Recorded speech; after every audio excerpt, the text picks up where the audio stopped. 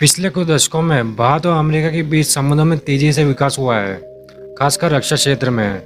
दोनों देश अब एक दूसरे के लिए महत्वपूर्ण सामरिक भागीदार बन चुके हैं। भारत के लिए ये सहयोग चीन और पाकिस्तान जैसी चुनौतियों से निपटने में मददगार साबित हो रहा है, जबकि अमेरिका के लिए भारत इंडो पैसिफिक क्षेत्र में एक मजबूत सहयोगी बनकर उभरा है। इसी कड़ी में अमेरिका ने भारत को अपने दो सबसे उन्नत मिसाइल डिफेंस सिस्टम की पेशकश की थी, MIM-104 पैट्रियट और थर्ड यानी terminal high altitude air defence system. यह प्रस्ताव इस उद्देश्य से दिया गया था कि भारत रूस के S-400 मिसाइल डिफेंस सिस्टम के बजाय अमेरिकी मिसाइल डिफेंस सिस्टम का उपयोग करे। अब सवाल ये उठता है कि आखिर MIM-104 पैट्रियट और थर्ड क्या है। MIM-104 पैट्रियट एक medium range high altitude surface to air missile system है। इसका उपयोग विभिन्न प्रकार के हवाई खतरों से निपटने के लिए किया जाता है, जिसमें बैलिस्टिक मिसाइल, क्रूज मिसाइल, उन्नत फाइटर जेट शामिल है। यह प्रणाली दुश्मन के हवाई हमलों से महत्वपूर्ण सुरक्षा प्रदान करती है और इसे अमेरिका के सबसे बेहतर डिफेंस सिस्टम में से एक माना जाता है। दूसरी तरफ थर्ड एक anti ballistic missile defence system है, जो बैलिस्टिक मिसाइल को उनके अंतिम चरण में, यानी जब वे धरती पर गिरने वाली होती है, तभी वो उसे मार गिराता है। इसकी खासियत ये है कि यह बहुत ही ऊंचाई पर जाकर मिसाइलों को नष्ट कर सकता है, जिससे भूमि पर नुकसान को टाला जा सकता है। हालांकि अमेरिका की इस महत्वपूर्ण पेशकश के बावजूद भारत ने रूस से S-400 डिफेंस सिस्टम खरीदने का निर्णय लिया था। S-400 दुनिया के सबसे उन्नत और शक्तिशाली लंबी दूरी के हवाई रक्षा प्रणाली में से एक है, जो विभिन्न प्रकार के हवाई खतरों से, जैसे विमान, ड्रोन, बैलिस्टिक मिसाइल से निपटने में सक्षम है। अब सवाल ये उठता है कि भारत ने S-400 को ही क्यों चुना। भारत की सेनाओं के पास पहले से ही बड़ी मात्रा में रूसी हथियार और उपकरण है, जिससे दोनों देशों के बीच तकनीक सहयोग भी आसानी से चलता है।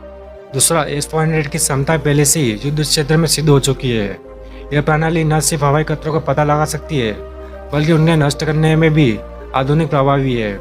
इसके अलावा इसकी लंबी रेंज इसे भारत जैसे बड़े देश के लिए एक आदर्श विकल्प बनाती है, खासकर चीन और पाकिस्तान से उत्पन्न होने वाली संभावित हवाई चुनौतियों से बचने में।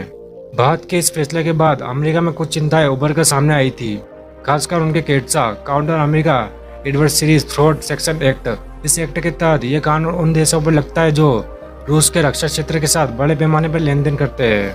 लेकिन यहाँ पर एक महत्वपूर्ण बात यह है कि बाइडेन प्रशासन ने इस मामले में एक लचीला दृष्टिकोण अपनाया है। उन्होंने भारत की रणनीतिक जरूरतों को समझते हुए ये संकेत दिया है कि वे भारत के खिलाफ सख्त कदम उठाने से बचेंगे। अमेरिका भारत को एक महत्वपूर्ण सामरिक सहयोगी मानता है और इसलिए केटसा के बावजूद वह भारत के साथ अपने रक्षा संबंधों को प्रभावित नहीं करना चाहता।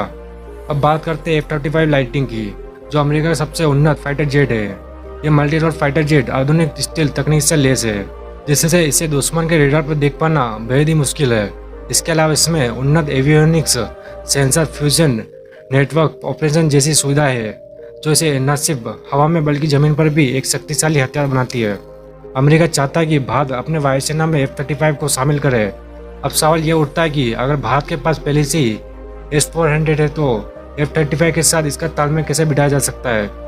इस पर कई विशेषज्ञों का मानना है कि दोनों प्रणाली एक साथ इस्तेमाल करने में कई चुनौतियां हो सकती है, खासकर तकनीक और रणनीतिक। एक बड़ा खतरा यह है कि S-400 और F-35 एक साथ तैनात होने पर F-35 की संवेदनशील जानकारी रूस तक पहुंच सकती है, जिससे अमेरिका के लिए खतरा पैदा हो सकता है।